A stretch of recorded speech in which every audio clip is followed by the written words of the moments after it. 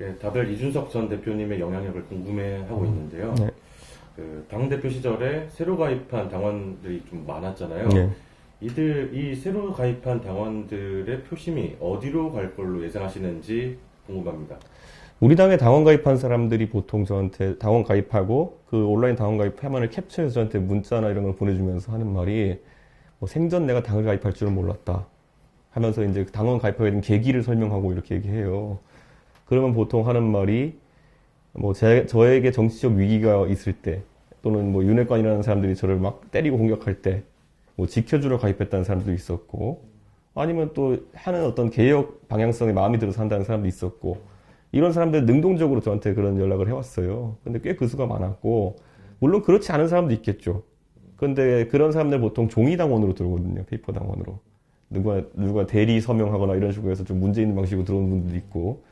근데 온라인 당원 가입은요. 아주 자발적이고 정직한 가입입니다. 예. 이준석이 당대표를 했을 때 가입한 사람들은 그 당이 마음에 드니까 들어온 거거든요. 예. 내 개인정보를 누가 훔쳐가서 내 핸드폰으로 가입할 수 없는 거거든요. 그렇기 때문에 그거에 대한 의미를 좀 살펴봐야 되고 제가 당대표던 시절에 온라인 당원의 비중이 굉장히 높았습니다. 표심이 어디로 갈 걸로 보십니까? 제가 원래 가만히 있으면은 저는 유승민 의원한테 많이 갈 거라고 생각했습니다. 제가 가만히 있으면은. 그런데 유승민 의원이 불출마를 결정한 이후에 좀 이제 뭐 다들 싱숭생숭해야 하는 것 같았는데 사실 천하람 후보가 나오면은 사실 천하람 후보가 지금까지 해왔던 주장의 궤나 아니면 행동해왔던 방식 천하람 후보는 대구 사람입니다 원래. 근데 대구 사람이 그리고 그 이력 좋고 말 잘하고 여러 가지 정치하기 좋은 자질을 가진 사람이 순천에 가서 내 국회의원에 도전하겠다 라고 해서 지금 어느 정도의 성과를 조금씩 내고 있는데 이번에 보면 순천에서요 저희가 지방선거 때 거의 전남에서 유일하게 시의원 비례대표 당선됐어요. 그 정도로 천하람 위원장의 노력이 이제 조금씩 빛을 발하고 있는 정도로 정치의 진심이고 그렇기 때문에 저를 좋아할 만한 당원들이라 그러면 천하람 후보를 좋아할 만한 요소가 참 많습니다. 그런 어떤 호남에 대한 노력 그리고 쉬운 길을 마다하고 험지로 가가지고 도전하는 모습이라든지 이런 것들. 예. 그렇다면 좀 다시 돌아와서요. 그 지난번 전당대 때 네. 책임 당원이 한 30만 명 정도라고 하잖아요. 25만 정도. 25만. 예. 이번에 지금 80만 가깝잖아요. 그 사이에 오신 분들이 뭐 연령대라든지 지역별로 좀 어떤 분들이 많이 왔는지 좀 설명해 주시면 좋을 것 같아요. 실제로 뭐 제가 비밀을 공개할 수는 없으니까 대략적으로 말씀드리면은 그 수치적으로 수도권과 20대, 30대가 많이 증가한 것은 맞습니다. 그리고 남녀 간의 성비가 보통 한 6대 4 정도로 나타납니다. 예, 그 정도의 비율을 가지고 있기 때문에 실제로 정책의 영향이 큰 건 사실이고요. 그래서 자연 증가분으로 보기엔 유의미한 어떤 인위적인 다른 요소들이 있었다고 보는 게 맞습니다. 어떤 계기에서 좀 많이 당원들이 가입을 했을까요? 저는 가장 많이 늘었던 때가 제가 당대표 전당대회 나갔을 때, 그러니까 이런 거죠. 제가 지난 전당대회에 나가서 활발히 활동하고 당이 주목받을 때, 그때 가입한 당원들은 투표권이 없습니다. 예, 바로 그 전당대회, 그냥 그 기간에 많이 가입했고요. 제가 당대표가 되고 나가지고 토론 배틀을 하고 이렇게 새로운 개혁적인 것들을 시도할 때 굉장히 많이 늘었습니다. 그 다음에 이제 저는 꾸준히 제가 이제 당원 가입하면 좋겠다고 이제 글 올리고 할 때마다 좀 어느 정도 가입을 했고요. 그 다음에 마지막으로 이제 소위 윤핵관이라는 사람들이 저에게 이제 공격을 가해오기 시작할 때, 그때도 굉장히 많이 들어왔었습니다. 그렇기 때문에 그런 어떤 단순 증가량보다도 그 증가한 지점들이 어딘지를 파악하고 있는 사람이라면은 그 의미를 짐작할 수 있을 거라고 봅니다. 지금 하신 말씀은 이제 새롭게 당원으로 가입하신 분들이 네. 대부분 이준석을 지지한다 이 말씀이신 거죠? 윤핵관이 뭐 데이터를 본 적이 없으니까 그런 걸 그냥 부인하겠죠, 계속. 예. 근데 지금 이제 그 수치는 한번 보면은 될 겁니다. 그리고 공교롭게도 어느 보수 성향 유튜브 채널에서 돈 들여가지고 여론조사를 돌렸더라고요. 그리고 이 공표용으로 아예 등록까지 돌렸더라고요. 근데 거기서 되게 재밌는 현상이 뭐였냐면요. 유승민 의원, 그러니까 안철수, 김기현, 유승민이라는 이 세 사람이 이제 있을 때 그 지지율 봤을 때 안철수, 김기현 둘은 지지층 여론조사보다 당원 득표가 적었습니다. 그런데 유승민은 지지층 조사보다 당원이 훨씬 많이 나왔습니다. 예, 그 여론조사 당신 당원입니까?까지 물어본 조사였는데 그걸 보니까 그래서 그런 걸 보면 이제 실제로 당원 중에서는 개혁 보수 성향의 당원들이 꽤 많다 이렇게 말씀드릴 수 있을 것 같아요. 네, 10년 들어서 여론조사를 보면 네. 주로 국민의힘 지지층, 네. 이른바 당심에서 네. 나경원 전 의원이 1등을 많이 했었거든요. 네. 근데 이번에 불출마 선언을 했지 않습니까? 나경원 전 의원을 지지하던 표심은 또 어디로 갈 걸로 예상하십니까? 나경원 의원이나 안철수 의원 특징은 뭐냐면요. 제가 전당대회에서 막 붙어본 상대이기 때문에 나경원 의원의 지지층을 분석하자면은 나경원 개인에 대한 지지는 많지 않습니다. 그러니까 대중성과 그리고 그 당시에 이제 주류성을 바탕으로 해가지고 보통 지지층이 형성되는 것인데 그래서 나경원 의원이 예를 들어 어딘가 누구 찍으세요 지령에 따라서 움직이진 않을 겁니다. 그거는 거의 불가능하다 저는 보고요. 다만 지금 이제 일방주의에 대해 가지고 반감을 가진 당원들이 자연스럽게 그 지금 그 일방주의로 몰고 가는 사람들이 지지하는 후보와 반대 성향을 선택할 가능성이 높다. 이런 생각은 당연히 하게 되죠. 그거는. 지금 전당대회 과정을 보면 네. 뭐 처음부터 보면 전당대회 룰을 바꾼다든지 네. 윤심팔이 논란이 생긴다든지 네. 논란이 끊이질 않고 있는데요. 네. 그 전당대회 과정에서 가장 일갈하고 싶은 부분이 있다면 어떤 건지. 제가 전당대회 시작할 때쯤에 많은 사람들이 저한테 전당대회 전망하라 그랬을 때 제가 두 가지 말을 했었어요. 첫째는 당신들이 아무리 룰을 바꿔 제낀다 하더라도 새우들이 모여가지고 고래가 될 수는 없다. 예. 새우 두 마리가 모인다고 고래 되는 거 아니다. 그리고 새우를 아무리 키워봤자 살찐 새우가 될 뿐이다라고 얘기했었거든요. 저는 그래서 그때 누가 물어봐도 아마 저렇게 윤심으로 키우려고 하는 후보의 한계치는 거의 국정 지지율 정도 수준일 것이다. 한 30%가 이제 다일 것이다. 당심에서도요. 예, 당원들은 바보가 아닙니다. 예, 정권 재창출을 누구보다 바라는 사람 입장에서 이 길로 가면 망한다는 거 알 겁니다. 그래서 새우는 아무리 키워봤자 새울 거라는 얘기했고, 이제 그 다음에 이제 또 이제 저희가 봤을 때 뭐냐면은 결국에는 예, 이 윤심 마케팅으로 계속 가고 이렇게 하다 보면은 유승민 의원을 처음에 때리기 위해서 저렇게 했을 때 나경원 의원 같은 사람은 웃고 있었겠죠. 나한테 유리해진다는데 저는 천만에 나경원 의원에 대해서도 예전에 대통령께서 하신 말씀도 들어봤고 안철수 의원에 대해서도 대통령이 한 말도 안 들어봤고 그러니까 애초에 다 김칫국 마시고 있었던 거죠. 예. 그러니까 저는 이런 결과가 올 거라는 생각을 조금은 하고 있었죠. 이거는. 예. 뭐 가장 불성사한 거는 뭐였어요? 그러니까 반농담적으로 얘기하자면 제가 저한테 윤리위 징계 때릴 때 첫 번째 징계 때리고 그냥 끝났으면은 1월 7일자로 저 징계 해제입니다. 그러니까 지금 전당대회 나왔을 거예요. 그게 두려우니까 이제 한 번 더 징계하겠다 한 거 아닙니까? 세계 역사상 동일권으로 두 번 징계 때리는 경우도 없을 뿐더러 동일권이 아니라고 한다면 두 번째는 그럼 양두구육이라고 했다고 이제 징계 때린다는 건데 사실 뭐 때문에 징계 받는지 잘 몰라요. 저는 지금 두 번째 건 특히. 그러니까 이런 상황을 만들면서 이제 아무리 해봐야 당원들의 생각은 확고할 것이다. 예. 어차피 오히려 선출직이고 당직자이고 이런 사람들이 당에 들렀다 가는 사람들이지 당원들은 당을 오래 지켜갈 사람들이기 때문에 현실적인 선택을 합니다. 나중에서. 그러니까 저는 이게 제일 웃겨요. 예전에 이제 저 징계받고 이렇게 막 할 때 뭐 어르신들이 저한테 막 뭐라 했던 분들이 요즘은 저한테 뭐라 그러냐면 야 네가 별난 줄 알았는데 네가 별난 게 아니더라라고 하더라고요. 예. 이제 사람들이 깨닫기 시작한 거죠. 예. 징계 문제도 그렇고 그러면 지난해 말부터는 네. 전당대회 레이스가 본격적으로 펼쳐졌잖아요. 네. 그 전당대회 레이스가 펼쳐진 이후에 가장 문제라고 생각하는 부분, 뭐 가장 불성사. 저는 이 전당대회는 시작부터 일정 잡기부터 한심했던 게 뭐냐면요. 제가 작년 때부터 계속 했던 게 뭐냐면 지금 그 당시 정진석 의원이 계속 이제 뭐 전당대회를 4월 해야 되니 5월 해야 되니 이런 얘기 했잖아요. 저런 건데 주변에 얘기했어요. 분명히 정기국회 끝나면 바로 하자고 용산에서 밀어붙일 거다. 용산은 국정 혼란이 나는 너무 열심히 하는데 당이 안 도와준다라는 핑계가 계속 될 거기 때문에 그러면은 거기에 맞춰가지고 당을 이제 자기 말 듣는 방식으로 바꾸려고 노력할 거다라고 생각했었고 근데 이게 다들 간과하고 있는데 뭘 생각해 보시면 되냐면요. 4월 5일 날 보궐선거 치러집니다. 예. 그래가지고 그게 이제 용산구청장 선거도 치러지겠죠. 이번에 지도부가 3월 달에 출범해가지고 4월에 이길 수 있을까요?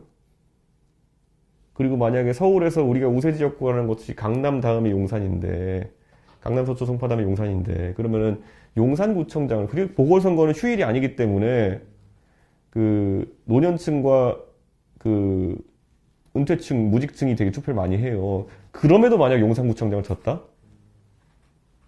그러면은 그거는 당이 수도권에 당선될 수 있는 곳이 없다는 걸 의미하고, 그 지도부는 또 책임져야 될 겁니다. 전당대 시기부터 잘못됐다는 말씀이시네요. 그러니까 아무 정치적인 고려도 없고 누가 제대로 된 기획을 하지도 않고 정치적 일정에 대한 고려가 없는 거예요. 그냥 오로지 그냥 야, 나 기분 나쁘니까 빨리 해 이거밖에 없는 거죠. 예. 근데 여기서 더 웃긴 건지 뭔지 아세요? 결국 그래서 3월달 지도부 출범하잖아요.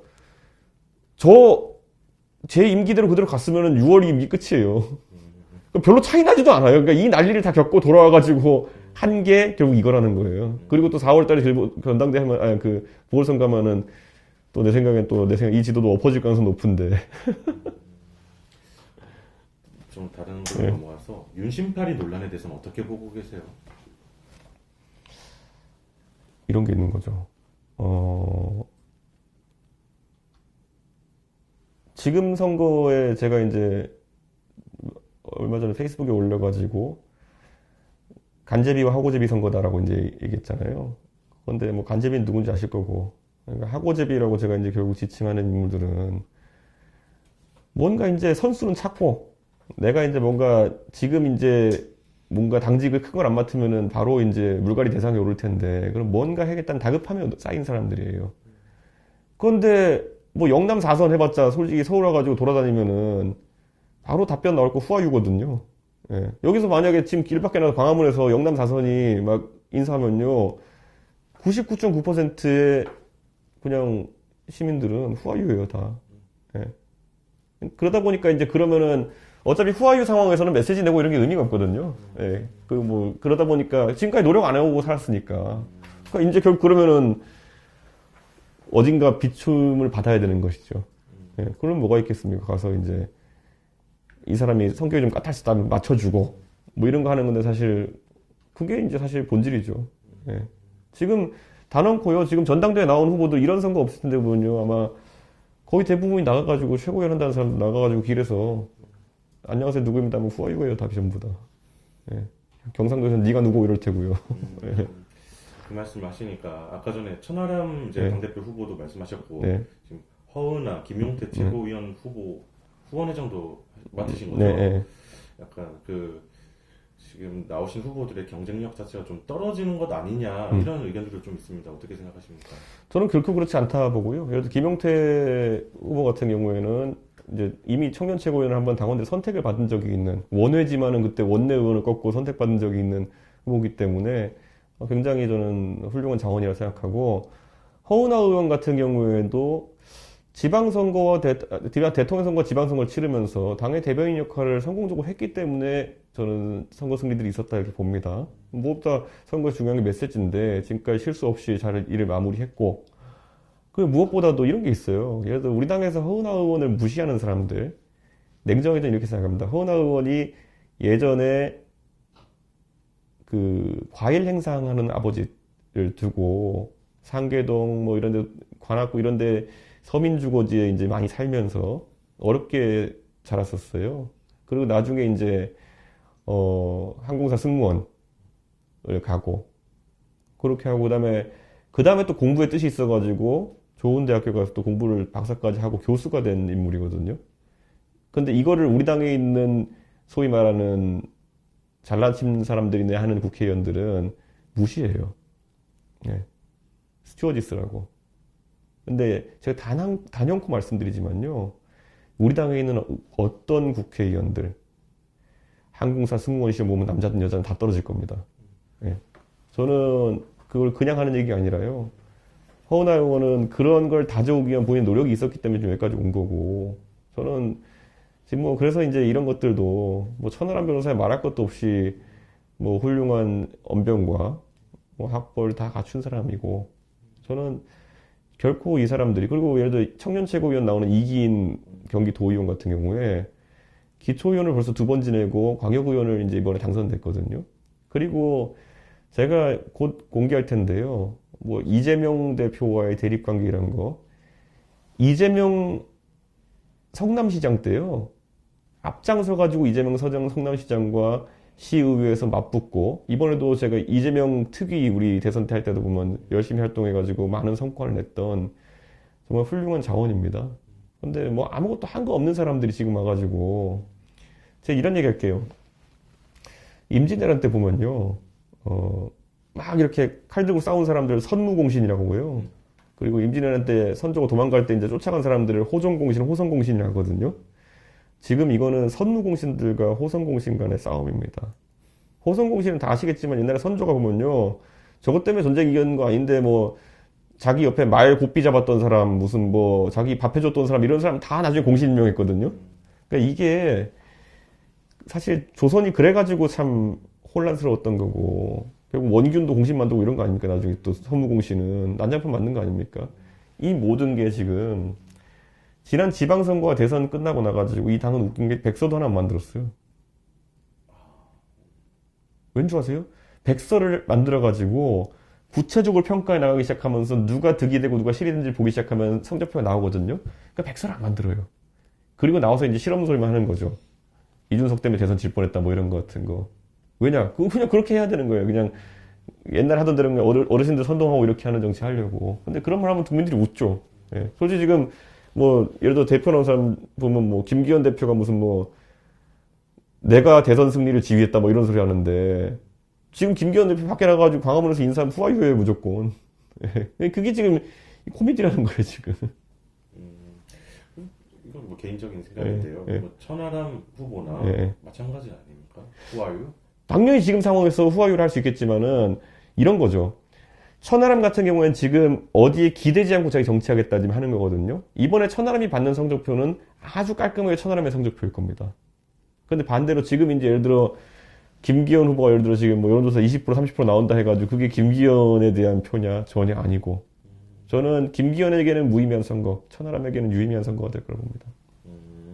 지금 이제 천하람 후보, 뭐 허은하, 이기인, 김용태 많은 이제 후보들에 대해서 이야기를 해주셨는데요. 지금 사실상 지지 선언을 하시는 거잖아요. 이게 국민들한테 뭐 던지고 싶은 메시지가 있는 건지 좀 궁금합니다. 딱 그겁니다. 제가 지난번에 이제 윤핵관이라는 사람들이 막 공격하고 가처분하고 이랬을 때 보면은 그때 왜 저렇게까지 싸우냐라고 하는 분들도 있었고 그리고 이준석이가 별난 거 아니냐라고 하는 분들도 있었겠죠. 지금 유승민 쳐내려고 당원당규 헌신 작전을 바꾸고 나경원 자르려고 일종의 압박에 협박까지 있었다는 얘기도 있고 지금 이제 오늘부터 안철수 때리려고 공격하기 시작하고 누가 별난 건지 국민들이 알게 될 겁니다 이번에. 네. 그리고 그렇게 된다면은 우리 국민들이 바라는 지도자 또는 우리 국민들이 바라는 정치인의 모습 그것이 여당 정치인이 할지라도 네. 오버액션 아니면은 과도한 그런 별난 행동이 나왔을 때 거기에 순응하면서 딸랑거리는 사람들이 과연 정치를 해야 되는지 아니면 거기에 대해서 불이익을 볼 수 있음에도 불구하고 할 말을 하는 사람들이 정치를 해야 되는 것인지는 우리 국민들이 잘 알고 있고 대한민국 역사라는 게 그런 것과 저항하면서 커온 역사입니다. 예, 그것이 옛날에는 뭐 독재에 대한 정이었고 그 민주주의가 확립된 이후로는 대통령마저도 만약에 그런 것을 잘못한다 그러면은 그에 대해서 강하게 지적했던 게 대한민국 국민이거든요. 근데 그건 너무나도 큰 혼란이었죠. 그러니까 저는 이번에 전당대회에서 많은 것을 바로잡아 주실 거라 이렇게 기대합니다. 천하람 당대표 당선 가능성은 몇 %를 보십니까? 저는 당선될 거라 생각하고 나오라고 권유했습니다. 제가 지난 전당대회 제가 나갈 때 이런 거예요. 이준석이가 나와가지고 소위 광팔로 나왔다. 아니면은 관심 받으러 나왔다. 뭐 이런 얘기 했을 때 저는 그건 뭐냐면은 나는 될 때를 보고 자리를 누군다. 그러니까 근데 제가 그 뒤로 2주 만에 여론조사 1위로 치고 올라갔었거든요. 그때도 보면은 뭐 똑같은 거죠. 모든 국회의원 나경원 쪽에 붙어 있고, 예. 그다음에 뭐 맨날 가서 조직 우가우가 하고 이렇게 막 행사하고 이렇게 하면서 뭐 지지 선언하고 이러고 아무리 지금 어느 후보가 하고 있는 건 똑같은 짓을 했거든요. 그때 보면은 아무 의미 없는 겁니다. 예. 결국에는 국민들이 딴 가지 물어볼게요. 예를 들어 지금 나와 있는 사람들 중에서 아마 이게 화두가 될 겁니다. 공천을 상향식 공천을 하겠느냐? 그 당원과 국민들이 국회의원 후보를 선출한 상향식 공천을 하겠느냐고 물어보면요. 김기현 후보 안 한다 그럴 거고요. 천하람 후보 한다 그럴 겁니다. 여러분이 아시는 그분은 애매모호하게 답할 거고요. 예. 누굴 뽑으시겠습니까? 예. 알겠습니다. 무슨 말씀인지 예. 잘 알았고 그리고 이준석 전 대표님의 향후 행보에 대해서 관심들이 참 많은 것 같아요. 뭐 신당을 창당하는 거 아니냐 이런 예상들도 있고 앞으로 계획 좀 말씀 부탁드립니다. 원래 모든 계획은 제 책에 들어있습니다. 조금 힌트라도 주신다면 예? 힌트라도 좀 주신다면 이런 게 있는 것 같아요. 그 보수가 선거를 4차례 연달아 지고 사실 박근혜 대통령이 2012년 총선 대선 승리 이후에 10년 동안 계속 졌어요. 그러다 2021년부터 3연승을 했습니다. 보궐선거부터. 그게 이제 김종인 이준석 체제인데 그럼 김종인 이준석 체제는 그 전에 있는 뭐 황교안 나경원 체제라든지 뭐 그 외에도 자잘한 여러 체제 뭐가 달랐을까를 조금씩 보수 쪽에서 이제 분석을 해야 될 때가 아닌가. 그런 생각을 합니다. 그게 분석을 해놓은 게 책이고, 그리고 또 제가 앞으로 보일 행보라는 것은 그 승리의 경험을 토대로 승리의 방정식을 더 강하게 만들어가는 게 제 역할이다 이렇게 봅니다. 당장 내년 총선을 말씀하시는 건가요? 총선도 마찬가지고요. 저는 보수가 이기는 방법을 알아놓고도 이제는 그거에 대해서 저항하는 세력들이 마지막 저항을 하고 있는 시기다. 이렇게 생각합니다. 신당 창당 가능성이 있습니까? 신당이라는 건요, 만들고 싶다고 만드는 것도 아니고, 안 만들고 싶다 안 만드는 것도 아닙니다, 보면은. 그거는 전혀 지금 고민할 상황이 아니고요.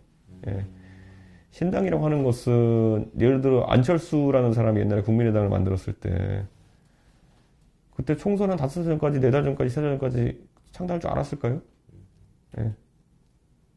그러니까, 그런 거는 정치적 상황에 따라서 이제 한 거고, 지난 2010년 대선도, 저도 제 스스로도 제가 바른정당이 있을 거라고는 생각 못하고 대선을 치렀는데, 그런 걸 지금부터 뭐 예를 들어서 뭐, 뭘 머리 써가지고 이렇게 하는 사람은 그게 하고집입니다. 책 말씀하셨으니까 책은 언제 출판되는 거죠? 아마 2월 10일경에 예약이 들어갈 겁니다. 책을 이제 준비하시면서 네. 가장 재밌는 뭐 내용 좀 소개해 주실 수 있을까요? 본인이 보셨을 때 책에서 이 부분이 가장 재밌다. 그냥 전체적으로 책의 컨셉을 이렇게 잡았는데요. 윤석열 세 글자를 뺀 책을 만들었습니다. 무슨 의미일까요? 뭐 여러 가지 복합적 의미가 있는데 그거는 나중에 보시면 알게 될 겁니다. 아, 그리고 이거는 출판 기념회를 안 하고 전국 순회를 한다고 말씀하셨는데 특별한 이유가 있습니까? 출판 기념회 그건 뭐 수금하려고 사람들이 하는 건데 뭐 사실 불법 정치자금 모으려고 하는 건데 그냥 그거 안 하겠다고요. 그러니까 그 불법 정치자금 뭐 받아서 지금 쓸 데도 없고 그리고 뭐 제 정치 특징이 돈 안 드는 정치잖아요. 남들은 전당대회 한다 그러면 10억씩 갖다 쓰고 이러는데 근데 저는 지난번에 그냥 후원금 모아가지고 3천만 원만 쓰고 다 나머지는 다 당에다 갖다 줬잖아요. 그러니까 애초에 어떻게 살아왔냐의 문제입니다. 누구는 돈 많이 쓰는 삶을 살게 돼 있는 거고요. 누구는 돈이 있고 없고의 문제가 아니라 누구는 그냥 그렇게 사는데 적응된 사람이 있는 겁니다. 준비한 질문은 거의 되었는데요. 이번 지금 국민의힘 전당대회 간전평을 좀 짧게 해주신다면 어떠세요? 이런 거죠. 저는 이 전당대회라는 혼란한 상을 거치면서 단 한 명의 후보, 천하람 후보가 나오기 전까지 단 한 명의 후보도 내 기억에 남는 공약을 한 사람이 없었다. 예를 들어서 뜬금없는 거 하나 기억나는 건 너무 황당해가지고 기억나는 거는 뭐 여자 민방위 보내겠다 뭐 이런 거.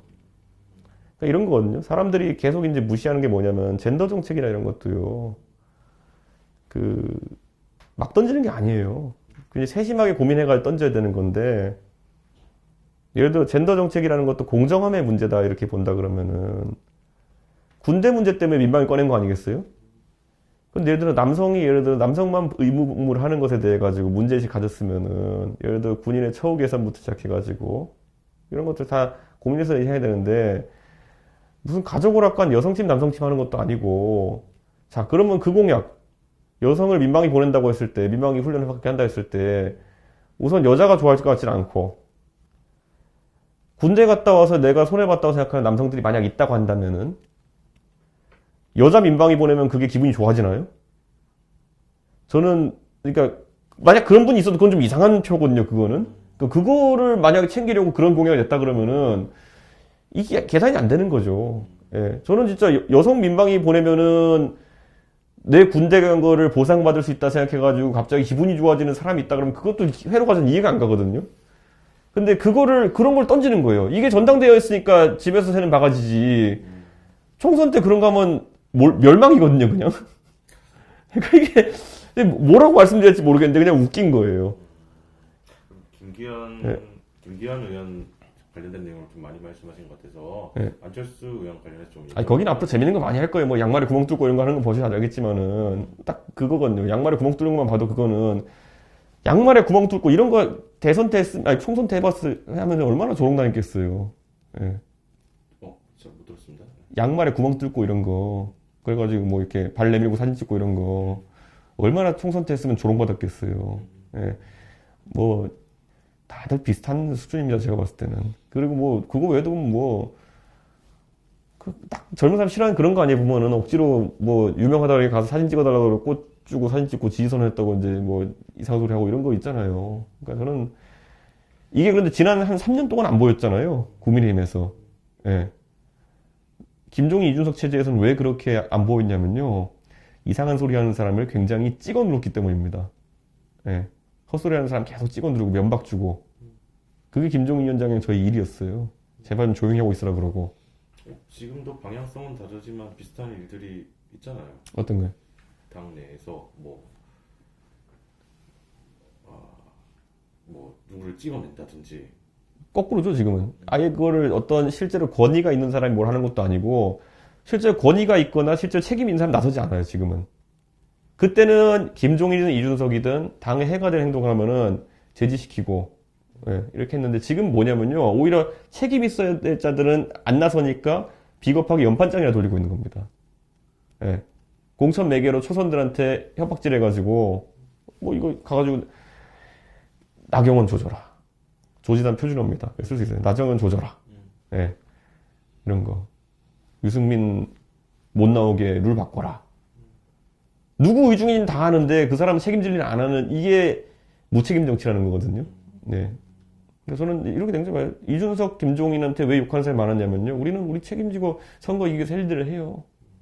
그런데 무책임한 사람들은 자기는 쏙 빠져있고 무리를 시켜가지고 볼때 공격을 하게 만들죠. 그래서 제가 대표할 때 계속 얘기했던 게 뭐냐면 우리 당은 신문기사 읽어보면요. 단 한 명도 실명 인터뷰가 없어요. 저 빼고. 모든 사람이 익명 인터뷰를 해요.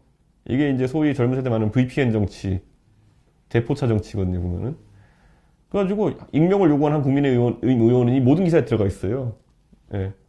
그게 돈 주면서 국회의원 시켜놨더니만은 자기 이름도 못 걸고 얘기하는 사람들이 지금 국회의원 하고 있는 거 아니에요, 보면은. 보통 우리가 대포차나 대포폰은 언제 씁니까?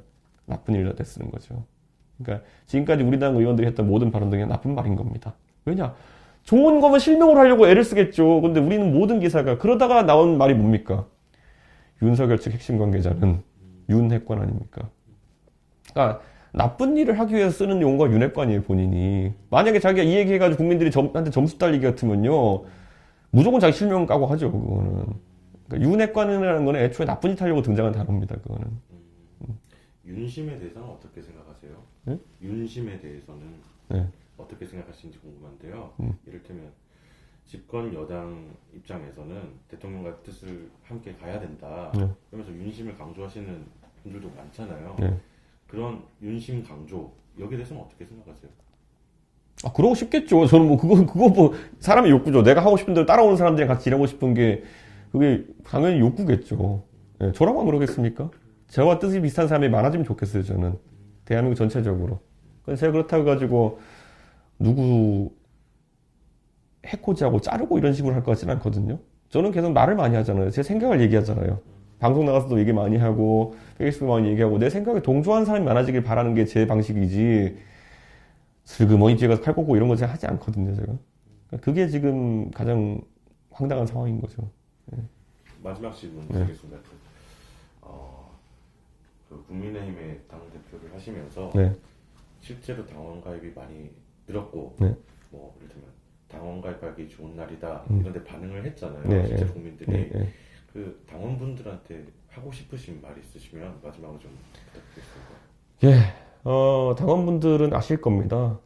당원분들이 이 당에 새로 들어오신 당원들이라면 왜 들어왔는지 다시 한번 생각해 보시고요. 무슨 계기였는지.